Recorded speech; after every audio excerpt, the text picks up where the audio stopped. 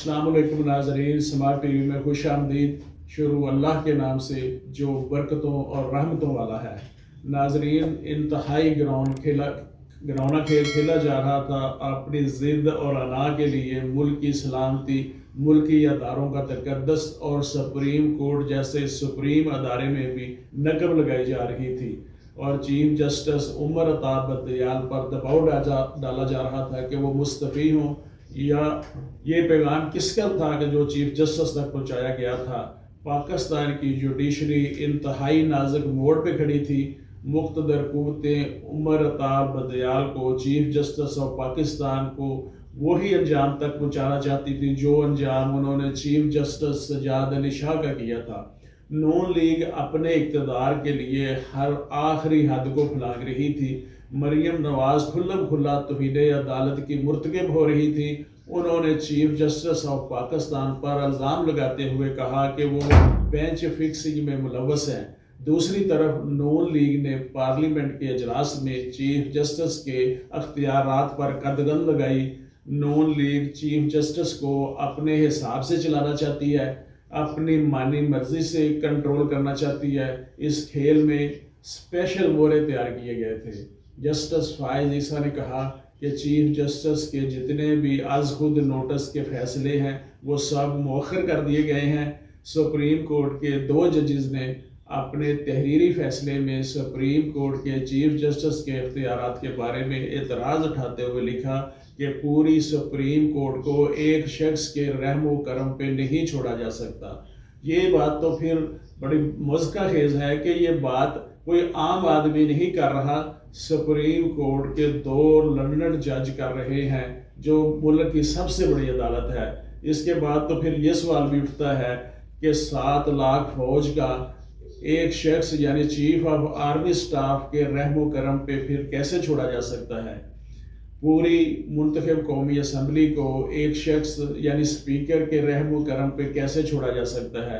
पूरे सूबे की पुलिस को एक शख्स यानी आईजी को एक आईजी के रहमो करम पे कैसे छोड़ा जा सकता है। सिर्फ एक सजा याफ्ता मुजरम को बचाने के लिए सारा सिस्टम दाव पे लगा दिया गया। ऐसा पहली बार नहीं हुआ। नवाज शरीफ पहले भी जजों से डील करके सुप्रीम कोर्ट को तकसीम कर चुके हैं।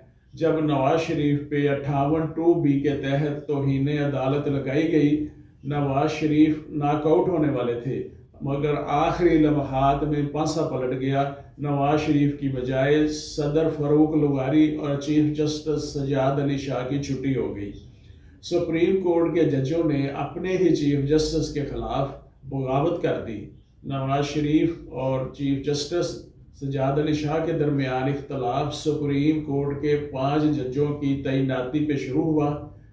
इस इख्तलाफ के खात्मे के लिए 28 अक्टूबर को ईवान सदर में एक इजलास भी हुआ, जिसमें सदर पाकिस्तान फारूक लुगारी, वज़ीर आज़म मियां नवाज शरीफ, चीफ जस्टिस सज्जाद अली शाह और chief of army staff general Jahangir Karamat और DG ISPR lieutenant general Naseem Rana भी उसमें शरीक हुए। मगर ये मुलाकात, ये अजलास नतीजा खेज साबित ना हो सका, क्योंकि चीफ जस्टिस सज्जाद अली शाह अपने मौक़िफ़ से पीछे हटने को तैयार ना थे। 20 नवंबर को कोयटा बेंच के जजेस जस्टिस अरशाद हसन खान और जस्टिस खलील रहमान खान ने एक पटिशन की समाअत करते हुए चीफ जस्टिस सज्जाद अली शाह की बतौर चीफ जस्टिस तकर्री को उस नोटिफिकेशन को मुअत्तल कर दिया, इन्हें काम करने से रोक दिया और कहा कि अब वो चीफ जस्टिस नहीं रहे और सुप्रीम कोर्ट पे शबखून मार के चीफ जस्टिस को माजूल कर दिया गया। फिर वही खेल दोबारा खेला गया और चीफ जस्टिस से इस्तीफ़ा का मुतालबा किया गया और कहा जाता रहा कि सुप्रीम कोर्ट इस फाइज डिसाइड करेंगे। चीफ जस्टिस को धमकियां दी गई कि हमारे पास वीडियो है, ऑडियो है, आप इस्तीफ़ा देते हैं या नहीं। मगर चीफ जस्टिस डट गए। चीफ जस्टिस तनहा नहीं है, पूरी वकला बरादरी उनके साथ खड़ी है और चीफ जस्टिस साहब ने तारीखी फैसला करके तमाम धमकियों से मरऊब हुए बगैर जुडिशरी के वकार को मजरूह नहीं होने दिया और बड़ा जुर्रतमंदाना फैसला किया है मौजूदा जुडिशरी को ये लोग चीफ जस्टिस सज्जाद अली शाह की तरह डराने और धमकाने में नाकाम रहे। इस मंजरनामे में अदलिया की साख बहुत बेहतर हुई है। आज के लिए बस इतना ही। मैं मोहम्मद अमीर, एडवोकेट, समार्ट टीवी।